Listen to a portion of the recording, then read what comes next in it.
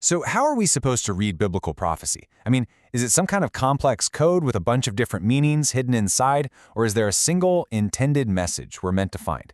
The answer to that question, well, it has huge implications for how we understand some of the most debated parts of the Bible.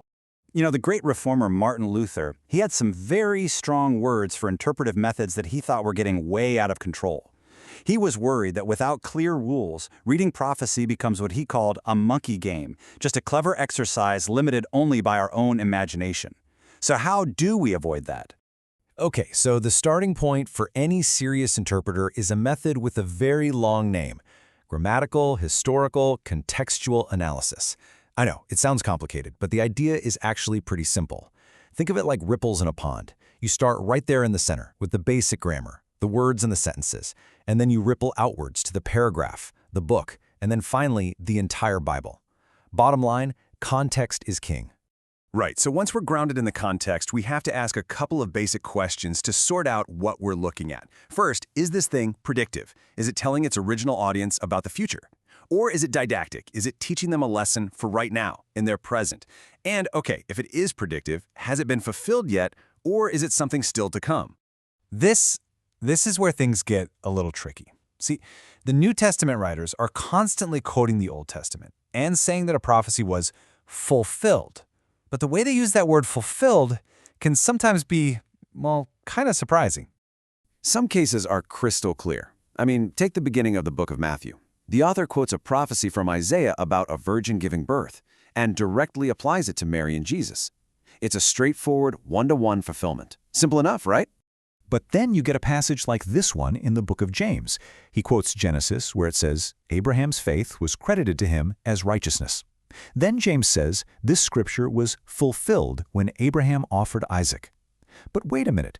If you go back and read that original passage in Genesis, it's not a prediction at all. It's just a statement of fact about Abraham's faith. So what's going on here?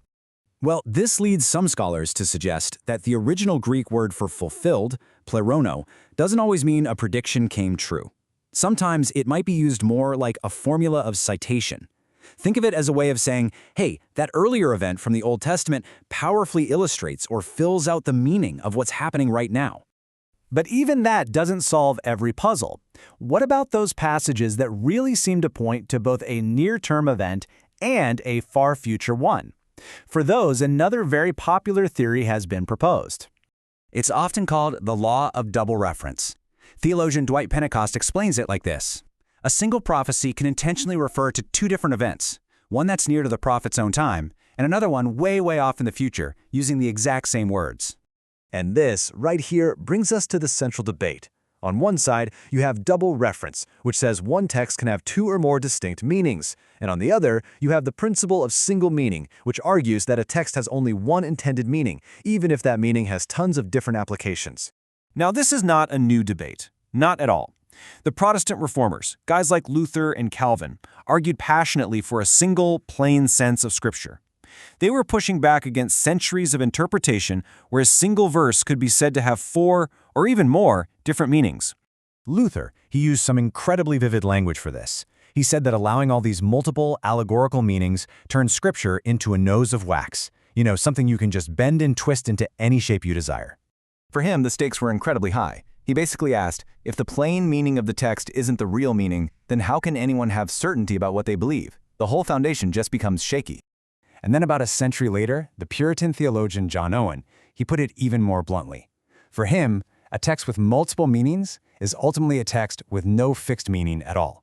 It just makes objective interpretation impossible. But this brings us right back to that core challenge, doesn't it? What do we do with passages, like some of the Psalms, that seem to be about King David, but also clearly seem to point forward to the Messiah, to Jesus? This is where the single meaning view offers a really crucial distinction. The key is understanding the difference between typology and double sense. In typology, a real person, like David, is a type. He's a real historical figure whose life prefigures or points toward a future person, the antitype, in this case, Jesus. But, and this is the important part, the language of the psalm itself still has only one meaning. It's about David's actual experience. This is totally different from double sense, which claims the words themselves have two separate meanings at the same time. So the crucial point is this. The person or the event can be symbolic. It can point to something greater in the future for sure, but the language used to describe them stays grounded in its original historical context. It has one simple meaning. A 19th century scholar named Milton Terry summed it up perfectly. He said, "The sense, in every case, is direct and simple. The applications and the illustrations are many." So David's experience of betrayal or deliverance can be applied to countless situations, including and especially to the ultimate deliverance brought by the Messiah. So why does all this matter? Well, proponents of the single meaning view would argue that it anchors our interpretation in the text itself, respecting what the author intended. It preserves the Bible's authority and clarity, and yeah, it keeps us from playing that monkey game, where the meaning is only limited by our own creativity. So in the end, we're really left with a question, aren't we? Does insisting on one intended meaning for each passage make Scripture's message bigger by grounding it in a trustworthy foundation, or does it actually make it smaller by limiting the possibilities?